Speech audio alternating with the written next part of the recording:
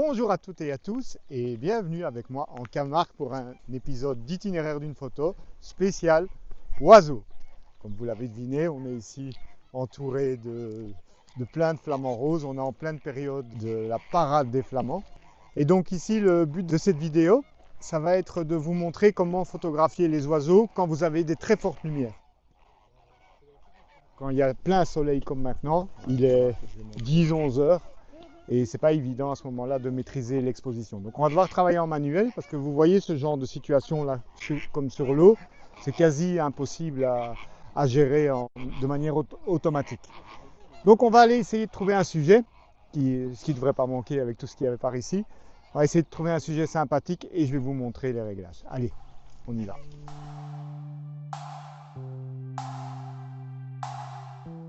Celui-là il me semble pas mal. Attends, je vais voir. On va calculer ça. Je pense avoir trouvé un sujet intéressant qui est assez isolé. Donc comme vous pouvez le voir ici, tous les autres sujets sont très proches des hautes herbes. Donc l'idée c'est d'en trouver un qui se détache un peu pour avoir un bel arrière-plan. Et donc là ce flamant rose, là, comme vous pouvez le voir ici à l'écran, est assez sympa. Alors là je suis pour le moment à 400 mm. Première chose à faire, on va d'abord afficher donc l'histogramme. Donc comme vous pouvez le voir, je suis en manuel. Donc ce type de photo d'office c'est en mode manuel. Ne comptez pas sur les automatismes de l'appareil pour vous en sortir. Donc le problème ça va être donc de surveiller le plumage. Alors je suis à pleine ouverture mais je veux conserver en fait un beau flou d'arrière-plan. Parce que le problème, regardez, si je ferme, effectivement j'ai moins de lumière du coup, mais mon arrière-plan est plus présent. J'ai envie d'avoir un arrière-plan très fondu. Mais le problème, comme vous pouvez voir à l'écran, donc c'est que il est complètement cramé. Donc je vais afficher l'histogramme. Vous voyez ici, en fait, on a un pic blanc à droite et c'est le plumage en fait. Je ferme, regardez, l'arrière-plan est de plus en plus présent. Donc je vais faire une photo ici. Voilà, clac. Mais vous voyez là, ce qui a l'air correct, en fait, c'est des détails qui ne sont pas récupérables. Le problème avec ce type de photographie, c'est qu'on a tendance à croire que la majorité de l'histogramme est bien situé au milieu ou à gauche, mais il y a toujours un petit pic à droite qui correspond donc à une partie du plumage sur laquelle vous n'allez pas pouvoir récupérer de détails. Donc typiquement ce que je vais faire, et parce que je veux aussi maintenir un plus beau flou d'arrière-plan, donc je vais rouvrir à fond, je passe, regardez, de F11, allez on va même monter plus, F16, regardez le fond. Alors, il est en train de surexposer, mais vous voyez donc la qualité du flou d'arrière-plan. Donc là, je suis à 2500, j'ai monté la vitesse donc pour pouvoir compenser l'exposition. Malheureusement, entre-temps, le flamant rose, il s'est cassé. Reviens, Coco!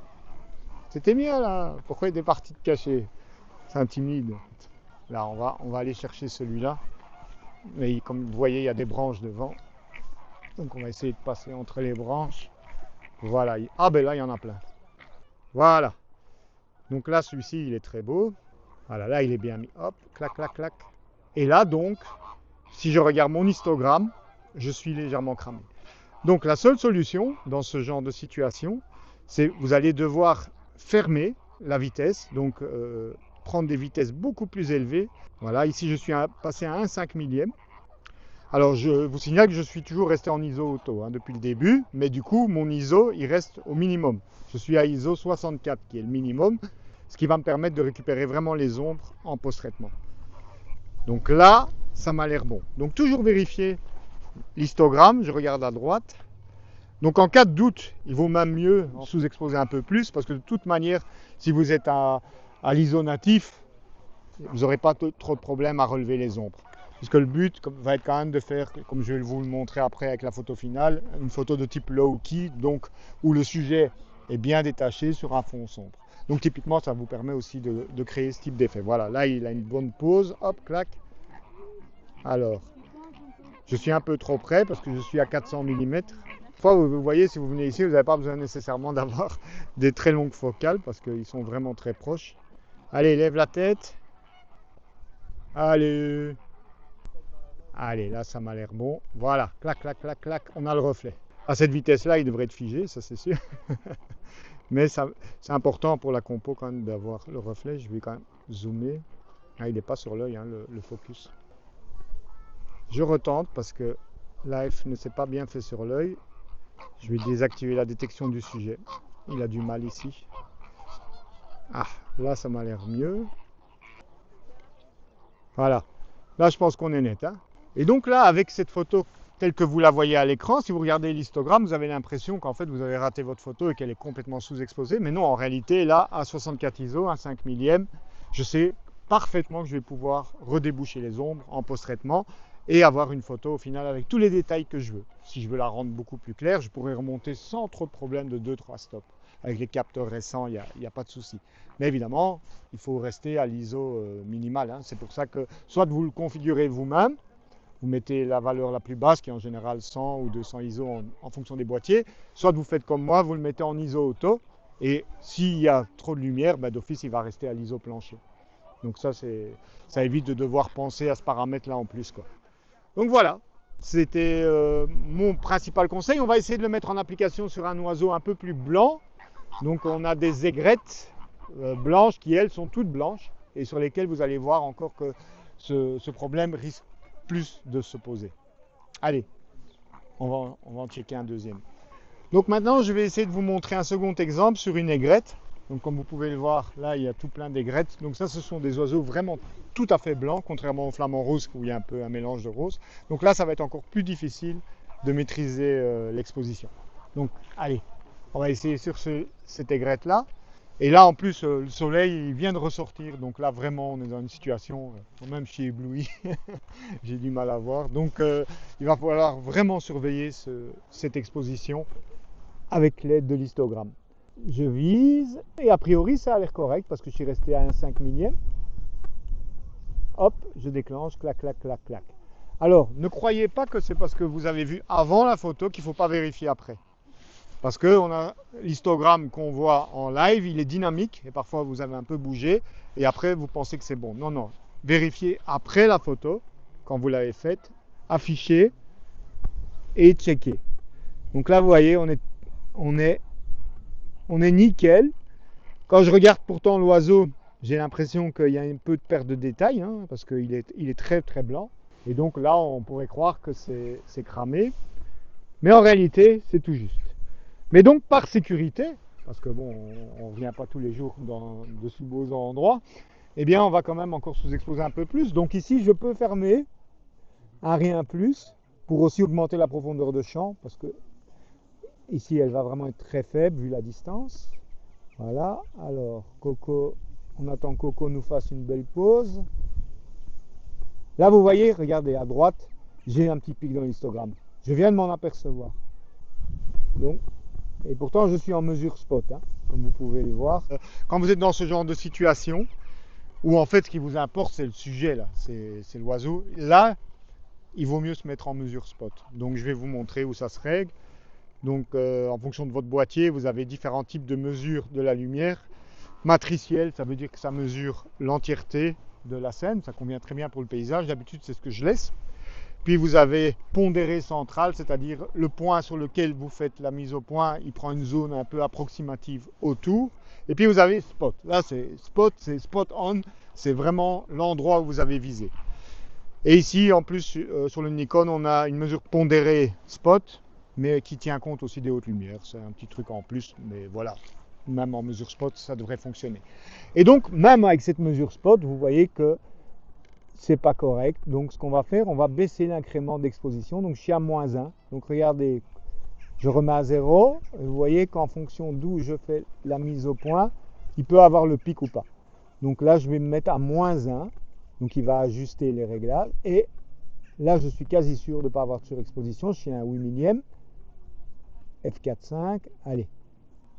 Et vous voyez, c'est traître parce que d'un coup, en fonction de la façon dont il se positionne, son plumage peut refléter plus ou moins la lumière du soleil.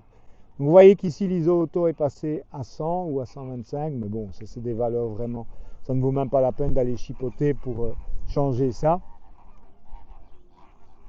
Voilà, il se gratte, ça nous fera une petite séquence gag. Voilà, monsieur a des puces. Donc en temps normal, quand j'ai ce problème de scène avec des surexpositions, qu'est-ce que je fais? Ben, je fais du bracketing d'exposition. Donc une sous-exposée, une normale, ou voire même deux, trois sous-exposées, pour être certain d'avoir l'ensemble de la dynamique. Le problème là, vous avez vu, Coco il bouge, hein. Donc là c'est quasi impossible, à moins que vraiment il est en pose statique, de faire du bracketing. Donc là il faut arriver avec une seule photo à avoir l'expo correcte. Allez, fais-nous une belle pause. Donc idéalement, j'aurais shooté cette photo en mode portrait, mais pour des raisons pratiques avec le setup, je recadrerai. Ce sera plus simple. C'est une question de patience. Il va bien.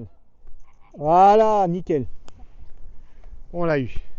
Donc là, maintenant, comme je vous ai dit, c'est bien de faire la photo, d'avoir bien mis tous les réglages, mais après, il faut vérifier. Dans tous les métiers, d'ailleurs, il faut tout vérifier derrière soi. Donc, là, d'abord, vérifier que c'est net. Voilà, l'œil est parfaitement net, ça c'est nickel. Et on vérifie son expo. Ok. Donc ne tolérez même pas le moindre millimètre, hein. On l'agrandira. J'agrandirai l'histogramme pour vous montrer que 1 millimètre, ben, c'est un détail perdu. Donc voilà. Donc voilà. Je vous ai montré donc une situation complexe avec des flamants roses et encore plus complexe avec une aigrette où là c'est vraiment le plumage blanc. Dans la réalité, vous rencontrerez moins souvent des difficultés aussi importantes. Mais par exemple, si vous venez en Camargue, il y a les chevaux blancs. C'est aussi pareil, surtout quand ils sont mouillés. Ils vont refléter très fort le soleil et vous risquez d'avoir des aplats blancs. Donc, pour résumer, mode manuel. Vous ajustez votre ouverture en fonction de ce que vous voulez avoir comme flou d'arrière-plan. Ce n'est pas sur l'ouverture qu'on va jouer, mais vous allez vous mettre en ISO le plus bas possible et jouer sur la vitesse. Et chaque fois, vous allez monter la vitesse jusqu'à ce que vous soyez certain que vous n'ayez pas le moindre petit pic de l'histogramme à droite. Vous pourrez déboucher comme on vous le montrera en post-traitement. Nous voici donc à présent de retour au bureau et j'ai donc ouvert dans Lightroom quelques photos. Tout ça pour vous illustrer donc l'importance de l'histogramme. Donc je passe en développement en appuyant sur D et comme vous pouvez le voir ici, cet histogramme est nickel et donc j'ai toute la flexibilité de récupérer du détail dans le plumage. Passons sur cette photo suivante. Donc là, si on examine l'histogramme, ça a l'air correct, puisqu'il n'y a pas vraiment de pic. Eh bien, pourtant, je vais vous montrer que l'on va avoir du mal à récupérer des données. Donc, je vais baisser les hautes lumières à fond. Alors, vous voyez qu'on récupère déjà pas mal, mais il va rester des zones comme ici, où je passe la main, où d'office, ça restera un aplat blanc, ou ici, vous voyez que c'est devenu plutôt gris, mais sans récupération des détails. Comme je vous le disais, sur le terrain, vous voyez que sur des plumages blancs, l'histogramme, il faut vraiment être très prudent. Je passe sur cette photo ici. À votre avis, est-ce qu'on va pouvoir récupérer du détail ici dans les ailes ou pas? Eh bien, on va être fixé. L'histogramme, ici, il y a un léger décalage. Donc, oui, sans problème. Voilà, comme vous pouvez le voir, je peux récupérer du détail partout. Et donc là, on se retrouve sur les photos dont vous avez vu la prise de vue en vidéo. Et comme vous pouvez le voir ici, au niveau de l'histogramme, très léger retrait du bord droit, donc aucun risque. Et celle-ci est correctement même exposée à la base, je n'ai quasi rien à refaire. Alors, celle-ci est plus sous-exposée, mais donc, comme je vous l'ai dit, aucun problème à venir donc remonter un petit peu l'exposition. Voilà, au moins on est sûr que c'est bon. Idem ici, voilà, je remonte l'exposition d'un stop. Je ne prends pas le risque donc d'exposer à droite en photographie d'oiseaux, particulièrement les oiseaux blancs, car le risque de surexposition est vraiment très élevé. Voici les grettes, comme vous pouvez le voir, aucun risque de surexposition. Et donc d'ailleurs, je vous montre en quelques manipulations, on peut rapidement du coup obtenir un low key, ce qui est typiquement ce que je fais quand l'arrière-plan est peu intéressant. Donc, je vais déjà recadrer la photo en appuyant sur R, X pour inverser le sens de la photo en portrait. Voilà, je vais recadrer quelque chose comme ça. Et grâce au masque et une sélection du sujet, voilà, on voit que c'est correct. Alors, je vais rajouter la petite queue là. Donc, je fais ajouter objet et je vais venir entourer cette zone. Voilà, il l'a compris, sauf qu'il a pris un petit bout en plus. On va soustraire au pinceau. Hop. Voilà. Et je vais ajouter également un petit bout du bec avec sélection d'objet, puisque je vois qu'il n'a pas pris le bout du bec. Encore un petit bout pour être certain. Voilà. Donc là, à présent, j'ai un masque assez bon du sujet. J'appuie sur O et donc là, je vais pouvoir, par exemple, remonter l'exposition tout en baissant un petit peu les hautes lumières et en remontant les blancs. On va ajouter un petit peu de texture pour faire ressortir le plumage. Voilà. Et maintenant, donc, que j'ai un masque de l'oiseau, je peux créer un masque inverse, donc de l'arrière-plan. Il me suffit pour ça d'aller sur les 3 petits points, dupliquer et inverser le masque. Et voilà, j'ai donc plus l'oiseau, mais l'arrière-plan happé. Oh. Et première chose que je vais faire là, c'est baisser la texture, un peu de réduire la clarté, baisser les hautes lumières, l'exposition globalement, voilà, quelque chose comme ça. Alors, il faudrait juste que je révèle les pattes qui ont été exclues donc du sujet. Donc, on va soustraire grâce à un radial cette zone-ci. Voilà, pour quand même un petit peu voir les pattes de cette aigrette. Et il me reste juste à supprimer quelques branches qui restent un peu trop visibles, comme celle-ci. Je fais un clic ici, Shift-clic pour tracer en ligne droite. Celle-ci qui recouvre un petit peu l'aigrette. On va réparer ici ce qui manque. Et on va ajouter un peu de vignettage pour fondre les bords ici. Voilà, effet OK. Et donc voilà comment en quelques manipulations, on passe de cette photo un peu sous-exposée à cette photo recadrée et au look un peu low-key. Alors, je baisserai un petit peu les hautes lumières ici. Au pinceau, donc j'appuie sur K. Je viens peindre ici et haute lumière. Voilà. Bon, vous vous doutez bien que il faudrait que j'y passe plus de temps pour faire vraiment quelque chose de propre, mais c'est pour vous montrer dans des grandes lignes pourquoi donc je sous-expose à la prise de vue pour pouvoir vraiment venir rechercher des détails dans les moindres plumes. J'espère que cette vidéo vous aura aidé à mieux réussir ce type de photographie. Et si vous avez besoin d'autres conseils, parce que je compte revenir en Camargue pour une vidéo surprise très prochainement. Donc si vous avez des questions par rapport à ce type de photographie, c'est le moment de le mettre en commentaire et j'essaierai dans la mesure du possible de réaliser une autre vidéo sur ce sujet. Comme d'habitude, si vous avez aimé ce contenu, pensez à mettre un petit pouce, ça motive.